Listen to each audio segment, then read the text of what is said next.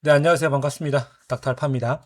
오늘 이제 미국 시장 가장 올라간 이유 중에 하나는 결국에 엔비디아입니다. 물론 고점이고 그다음에 뭐 고평가다 이런 얘기가 있지만 시장이 올라가려면 무조건 엔비디아 가야 된다고 말씀드렸죠. 엔비디아는 가야 되는 종목이고 시장이 올라간다 생각한다면 그럼 제가 세 개 말씀드렸죠. 엔비디아, 테슬라, 그다음에 마지막 하나 구글 이런 식으로 말씀드렸으니까 다른 거 잘 모르겠는데 하신다면 엔비디아가 먼저 첫 번째 여러분들에게 대안이 될 겁니다. 시장이 올라간 이유는 다시 또 한 번 더 AI, 반도체 이쪽이랑 매수세가 좀 온 모습입니다.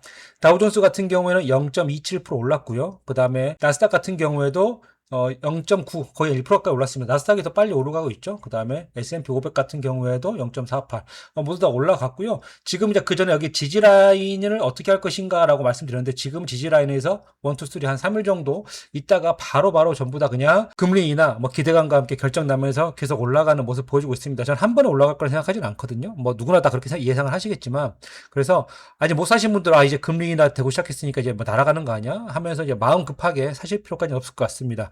만약에라도 나 좀 불안한데 난 좀 뒤에 사고 싶은데 저는 괜찮다고 봅니다. 그렇기 때문에 만약에 아무것도 나는 어떻게 살지 모르겠다 그런다면은 적립식으로 매달 사시는 거 있죠? 월급날이라든지 아니면 날짜 정해서 1일이면 1일, 10일이면 10일, 뭐 20일이면 20일 이런 식으로 날짜를 정해서 이날 올라가든 떨어지든 무조건 사는 방법이 있을 거고요. 아니면은 조금 하락할 때마다 계속 보다가 조금 높은 수익률을 보기 위해서 하신 분들 있을 텐데 저는 뭐 둘 다 나쁘지 않다고 생각합니다. 그래서 어떤 방법이 됐든 지금 미국 시장 그리고 미국 증시 주식 사실 생각이 있었다면 지금이다.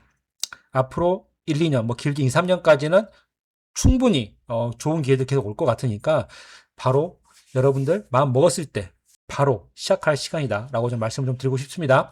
자, 오늘 여러분들이 말씀드리고 싶은 내용은 증시는 크게 말씀드릴 거 없고요. 지금 많은 사람들이 결국 엔비디아랑 그 다음에 인텔이죠. 인텔 이 동맹을 가지고 얘기를 하고 있습니다. 뭐 간단한 얘기를 좀 드리겠지만 저는 이것보다는 사람들이 여기 다 관심 가지고 있을 때 서서히 올라가는 종목들이 있었습니다. 무엇이냐? 바로 비트코인과 관련된 종목들이었거든요. 저는 그래서 다른 사람이 안 보고 있는 이 비트코인 관련주를 좀 먼저 말씀을 드리고 싶습니다.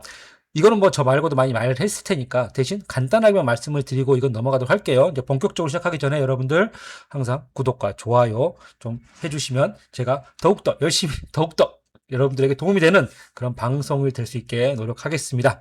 자, 오늘 제가 여러분들에게 분석한 내용들을 조금 먼저 말씀을 드린다면은 이제 엔비디아가 지금 이제 여기에 샀으면 좋겠다 했는데 이 부분 약 한 2, 3일 정도밖에 안 왔었네요. 그리고 나서 지금 바로 여기 지지 라인을 계속 내려오지 않고 올라가는 모습 보여주고 있는데 저는 이거 뚫을 것 같습니다. 뚫지 않고서는 시장이 올라가기 힘들거든요. 올라가겠지만 그래도 요 위에서 올라가기 전에 만약에 난 급하다 하신 분들 있더라도 올라갔을 때 사지 마시고요. 여기에서 조금씩 뭐 음봉이 나왔을 때 사 보시면 좋을 것 같고 이제 이 동맹의 이유는 간단히 말해서 엔비디아는 현재 GPU죠. 그래픽 칩입니다. 인텔 같은 경우에는 여러분도 너무 알고 있죠. CPU입니다. 그러니까 지금 이 컴퓨터에는 두 가지가 모두가 다 들어갑니다. 제가 가지고 있는 컴퓨터에도 지금 인텔의 CPU 칩과 엔비디아의 그래픽 칩이 두 개 다 들어가 있어요. 전부 다 대부분의 분들도 많이 그럴 겁니다. 뭐 둘 다 안 들어가 있고 이제 하나만 들어가 있는 분들은 보통 CPU만 들어가 있겠죠, 인텔에. 하지만 저처럼 이제 뭐 데이터를 많이 봐야 된다거나 AI를 전 진짜 많이 쓰거든요. AI로 영상도 만들고 그다음에 프롬프트도 만들고 그다음에 AI로 또 데이터도 계속 뽑아야 되고 해서 많이 쓰기 때문에 그래픽칩 무조건 물론 게임 때문에도 있었습니다만 AI를 하기 위해서 지금은 요즘 이제 게임 거의 안 하니까 AI를 위해서 무조건 그래픽칩을 지금 거의 들어가고 있습니다. 이 인텔이 요즘 별로 안 좋았어요. 인텔이 별로 안 좋았고요. 이 틈바구니 이거 두 개를 다 해야 되다 보니까 그래픽칩과 그다음에 이 CPU 칩을 같이 했던 AMD가 이거 두 개를 같이 했거든요. 그러다 보니까 AMD가 치고 올라오면서 인텔이 뭐 이거 말고도 여러 가지 막 경쟁사가 많잖아요. 그래서 별로 안 좋았습니다. 인텔 차트를 한번 보시면요. 인텔이 뭐 한 방에 그냥 22%까지 올라갔네요. 사실 이때 제가 인텔은 거의 그냥 관심을 안 두고 있었어요. 왜냐면 인텔은 이제 거의 뭐 실적도 안 좋고 별로 그래서 성장세도 별로고 하라고 생각했었는데 이제는 확실하게 더욱더 느꼈습니다. 올라가지 못했던 지금 준비를 하고 있었던 그런 종목들까지 다 봐야겠구나라는 생각을 이번에 좀 확실하게 하게 됐으니까 앞으로는 제가 좀 더 분석을 좀 많이 할 수 있게 노력을 해보겠습니다. 왜냐하면 여기서 계속 고점 뚫지 못하고 떨어졌다가 이번에 고점에서 다시 한번 이렇게 하고 있죠. 제가 말씀드렸던 게 바로 이겁니다. 지지를 계속 올라가지 못하고 지지를 하다 보면은 어느 순간 돌파 나와서 올라가는 순간이 생깁니다. 물론 무조건 올라가진 않습니다. 모멘텀이 있어야 돼요. 뭐 실적이 됐든 신제품이 됐든 이런 동맹이 됐든 아니면 투자가 됐든 이런 모멘텀이 있어야지 올라가긴 한데 분명히 이런 구간이 있었다고 한다면은 주의 깊게 봤어야 하거든요. 근데 제가 그걸 보지 못했던 부분이 약간 좀 아쉽긴 합니다. 앞으로는 조금 더 이런 구간들 반도체 그다음 AI는 더 잘 봐야겠다는 생각을 좀 했습니다. 자, 어쨌든 이렇게 올라갔습니다. 그 이유는 바로 이제 제 개인적인 생각이기도 합니다만 엔비디아가 지금까지는 데이터 센터라든지 회사라든지 아니면은 전체적으로 AI에 대한 그런 부분들을 많이 했다면 지금은 이제 개인용 PC까지 들어오려고 하는 거 아니냐.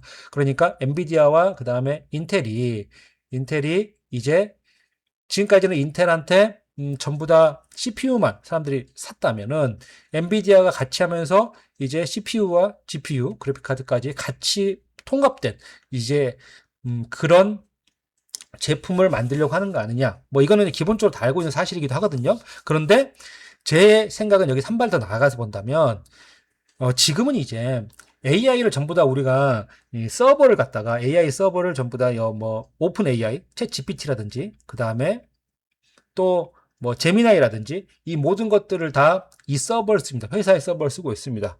근데 이게 서버가 분명히 감당이 안 될 거예요. 왜냐하면 저도 지금 GPT를 쓰고 있지만 제미나이도 마찬가지지만 엄청나게 많아요.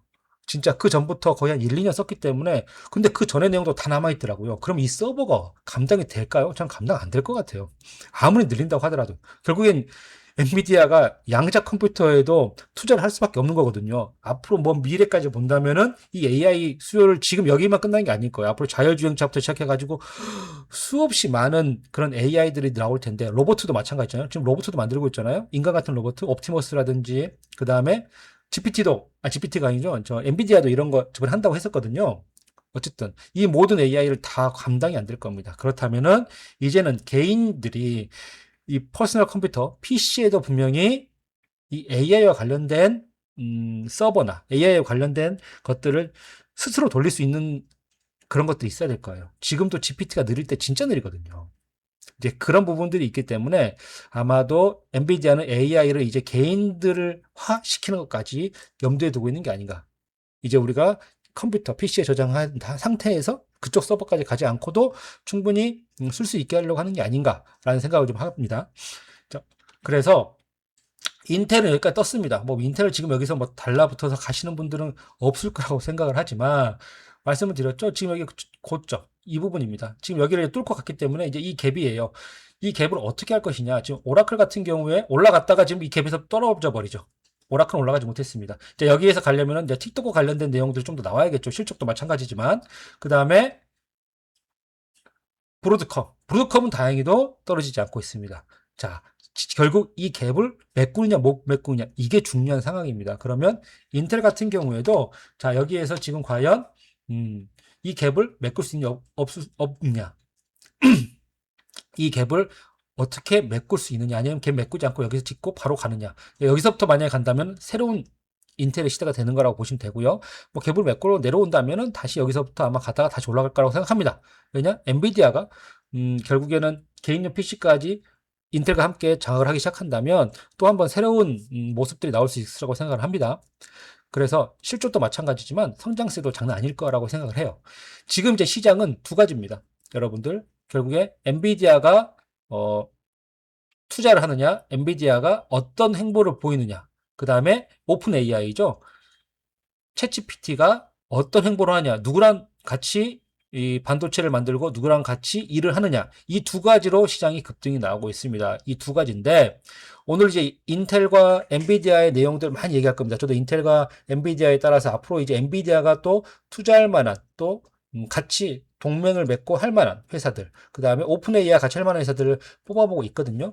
근데 이제 이거는 지금 상황에서는 약간 좀 더 지켜봐야 된다. 왜냐면은 이미 인텔이 갔기 때문에 다음 종목이 뭐가 될지를 제가 조금 더 연구를 해가지고 좀 알려드리도록 하고요.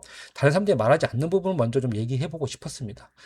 자, 이런 시끄러운, 이렇게 난리난, 이렇게 사람들의 관심도가 높은 이런 인텔과 엔비디아 외에 비트코인이 지금 약간 이제 횡보하고 있는 상황에서도 자, 로빈후드 지금 1.9% 올랐지만 굉장히 그래도 성장세 2, 3%까지 갔다가 약간 지금 떨어진 거고요. 그 다음에 지금 스트래티지 같은 경우에도 5.9% 한 6% 가까이 올랐습니다.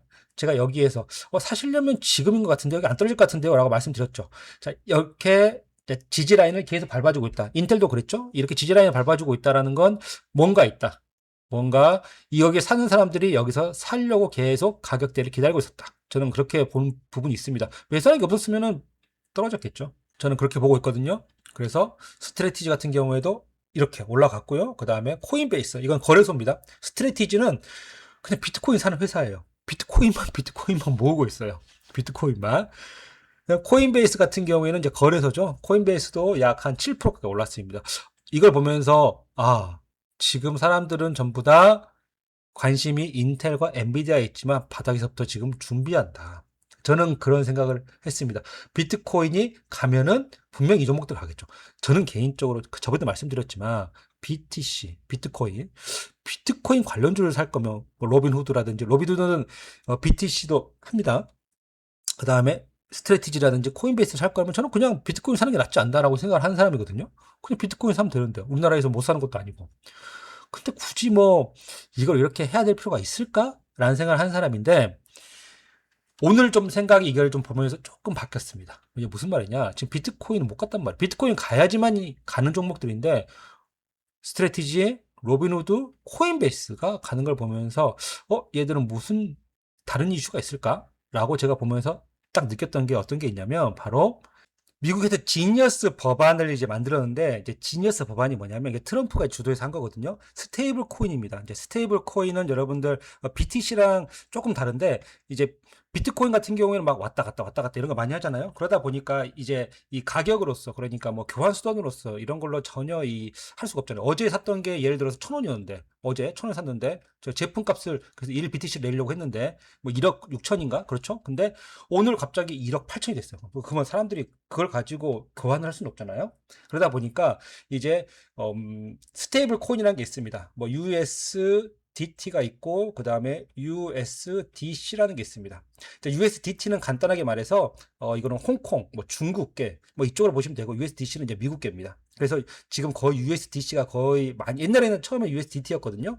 그래서 업비트도 보시면 USDT예요. USDT. 보이시죠? 근데 지금 거의 뭐 미국 덕분에 USDC로 가고 있습니다. 근데 이제 이 지니어스 법안이 뭐냐면 이런 스테이블 코인은 무조건 1달러입니다. 하나, 1 USDC가. 그래서 스테이블 코인만을 대상으로 하며 발행 주체를 연방 허가를 받은 금융기관, 그러니까 일반 기관들은, 일반 회사들은 이제 스테이블 코인을 만들 수가 없습니다. 그래서 고유동성 안전자산으로 구성된 지급준비금을 100% 적립해야 되고, 그러니까 1 USDC에 1달러잖아요. 그럼 뭐 100개가 있으면 100달러가 있어요. 1000개가 있으면 1000달러가 있어야 되고. 이런 식으로 된다는 거거든요. 그리고 매월 공시되며 연간 외부 감사, 자금 세탁 방지 등을 해야 된다. 그러니까 엄격하게 제한하고 있습니다. 왜냐하면 옛날에 USDT 때문에 몇 번 비트코인 시장이 한번 하락한 적이 있었거든요. 저도 비트코인을 거의 한 150만 원 그때부터 봤기 때문에 물론 그때 더 살 걸. 저도 이거는 껄껄이 저도 껄을 생각을 되게 많이 하지만 그때부터 봤었거든요. 아주 예전부터. 이제 그래서 쭉 이렇게 가다가 갑자기 떨어져요. 그게 이제 스테이블 코인 때문에 떨어진 경우가 있습니다. 그러니까 1 USDT가 1달러가 있어야 되는데 이게 없다는 얘기가 굉장히 많았습니다. 그래서 미국에서 이걸 조사하겠다 이런 얘기가 나올 때마다 팍팍 떨어진 적이 많이 있었어요. 그래서 지금은 완전히 이제 자금 세탁 방지부터 시작해서 완벽하게 투명하게 해라라는 걸 하고 있습니다.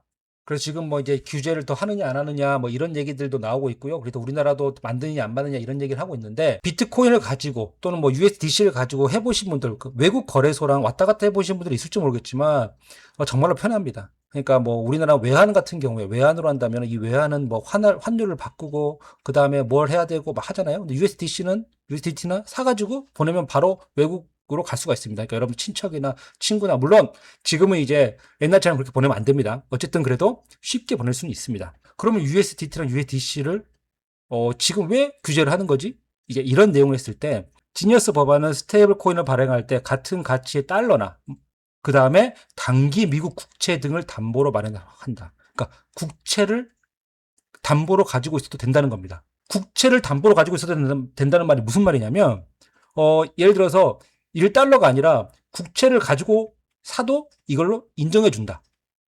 지금 트럼프가 가장 원하는 게 뭡니까? 미국의 빚을 줄이는 거예요. 그런데 이 국채 때문에 이자가 엄청납니다. 30%인가? 미국 전체 GDP에 그게 이자로 계속 나간다고 하죠. 그런데 이 국채를 만약에 나중에 되면 인기가 없어져요. 국채를 사람들이 안 사. 국채를 사람들이 안 사면 가격은 떨어지고 또 국채의 금리는 올라가겠죠. 그 이후에 미국은 더욱더 이자 부담이 늘어납니다. 그런데 이 국채를 계속 사주는 일정한 매수세가 계속 나온다. 일정한 기업이 있다. 이 국채를 계속 사주는 일정한 담보처가 있다. 그게 바로 USDC와 같은 바로 스테이블 코인 발행 회사가 될 겁니다. 그러면 국채에는 수요가 계속 있겠죠. 결국에는 어딘가로 전갈해야 됩니다. 이 전갈한 데가 USDC와 같은 스테이블 코인사고 이 스테이블 코인사들은 또 전 세계의 사람들이 쓸 거 아닙니까? 그러면 이제 이 미국의 빚은 전 세계로 이제 뻗어나간다. 그러니까 이걸 퍼뜨려 나가겠다.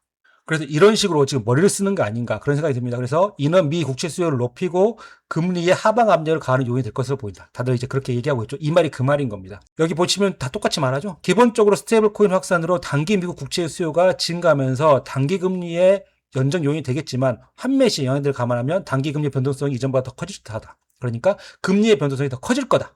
그러면 이제 이게 과연 뭐 로빈 후드나 그다음에 스트래티지나 이제 코인베이스나 무슨 관련이 있느냐. 이제 이 회사들이 가만히 있을 것인가. 저는 이제 이 회사들도 발행을 하려고 할 거라고 생각을 합니다. 누구나 다. 은행들도 마찬가지지만 기본적으로 제가 어제 장을 보면서 느낀 점은 이제 비트코인과 관련된 미국의 종목들이 조금씩 움직이기 시작하는 것 같다. 만약에라도 보고 계셨던 분도 있다면 이제 하락했을 때 사보셔도 되지 않나 이제 그런 시간이 오지 않았나 싶습니다. 물론 반도체 AI 가겠죠. 하지만 로빈 후드부터 그 다음에 코인베이스 그 다음에 스트래티지 모두 다 준비를 했다. 지금 보시면 스트래티지나 코인베이스 다 비슷하죠 차트가.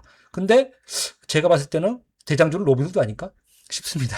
뭐 바닥에서 사는 게 원한다면 스트래티지나 코인베이스가 좋을 것 같고요. 코인베이스보다는 스트래티지가 훨씬 더 비트코인을 저는 사는 게 좋다고 생각합니다. 사실 스트래티지나 코인베이스 살 거라면 비트코인 생각이 낫지 않나 아직도 생각을 하지만 그래도 이제 관련주 그 다음에 또 채권 대신에 비트코인 관련주 그리고 이 여기에서 또 스테이블 코인 발행 관련된다면 이 두 가지 좋을 것 같고 로빈후드 같은 경우에는 주식이나 또 이쪽에도 증시가 올라갈 때 또 한번 올라갈 수가 있으니까 로빈후드가 저는 그래도 더 낫지 않나라는 개인적으로 그렇게 생각합니다. 하지만 이거는 이제 제가 말씀드렸던 엔비디아나 그 다음에 뭐 테슬라나 그 다음에 또 뭐 구글이나 이 정도로 무조건 사야 된다.